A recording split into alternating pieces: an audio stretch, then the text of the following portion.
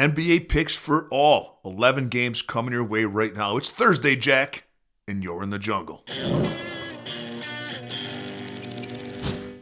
Off the jump, it's the best bet for today's show, the Daily Sizzlers. The Philadelphia 76ers minus 2.5 at home over Miami.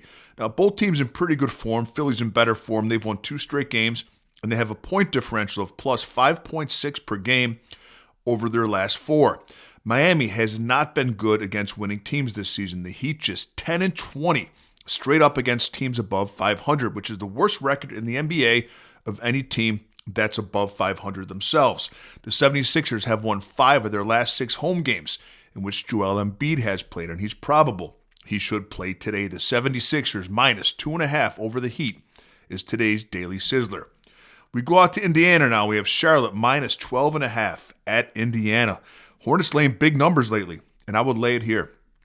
The Pacers aren't trying. They've lost 8 of their last 10 games straight up, and they've failed to cover the spread in 7 of those. They have a point differential of minus 12 per game over their last 4. Charlotte has won 7 of their last 10, and they have a point differential of plus 10 points per game over their last 4. They're currently sitting in a play-in spot. I would lay it with Charlotte playing meaningful and good basketball against a team that's tanking, and I consider Brandon Miller over 21.5 points. Houston minus 2.5 at Orlando. Amen Thompson listed as questionable, and I wouldn't do anything with this game until I was certain of his status. He's pivotal for them. If he plays, I like Houston.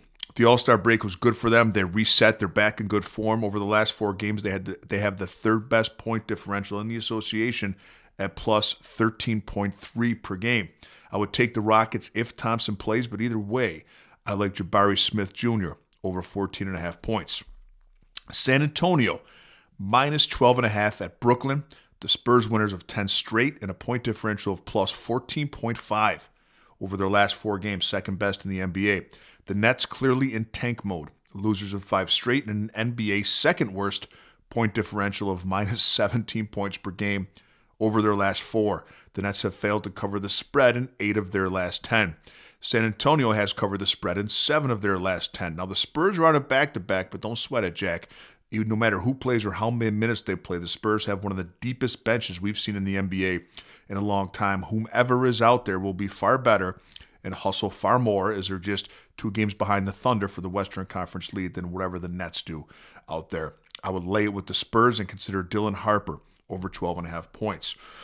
Washington plus 10.5 at Atlanta. There are a ton of important players questionable for this game, so we don't want to mess with a high spread either way. What we want to do instead is attack the weakest unit on the court, and that's the Wizards' defense. Washington allows 123 points per game, second most in the NBA behind the Jazz. Atlanta scores 117 per game. Let's go Hawks team total over 122.5. Portland at Chicago.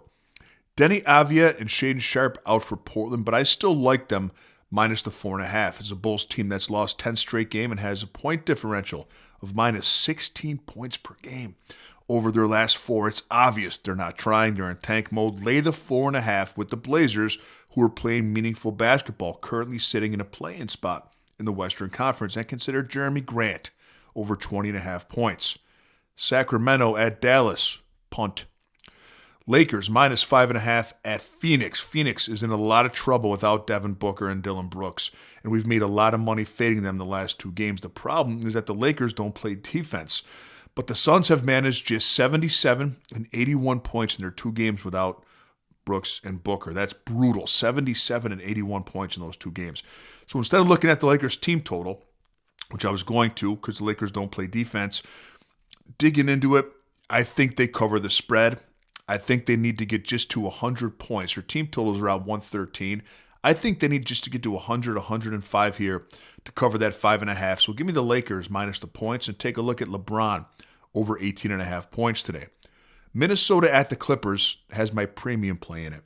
So you can get that. It's called my $5 favorite, my premium play. The link for it is in the comments section. For just $5, it gets text right to your phone. Yesterday's $5 favorite was the Milwaukee Bucks. Plus 8.5. They beat the Cavaliers straight up. We've been red hot with our premium plays. And like our new guarantee is, we used to do it and everyone else does it. If you lose, it's guaranteed the next day we give you a free pick. I do it differently now. If it wins, I give you my pick for free the next day because I want to celebrate together. So $5 favorite in the comment section. Click the link. I'll send it right to you. Minnesota and the Clippers. If it wins, I got you tomorrow too. New Orleans plus 4.5. Last game on the slate at Utah. I expect zero defense, less than zero defense to be played in this game. So I would go over the 242.5. It's a big number, but it's big for a reason. Usually these big numbers are not big enough and they go over. These teams played 3 times this season. The totals were 249, 242, and 259. Over's a play here, and I consider Ace Bailey over 15.5 points. Be careful, my friends. It's a jungle out there. And I'll see you next time with a little more money in your pocket.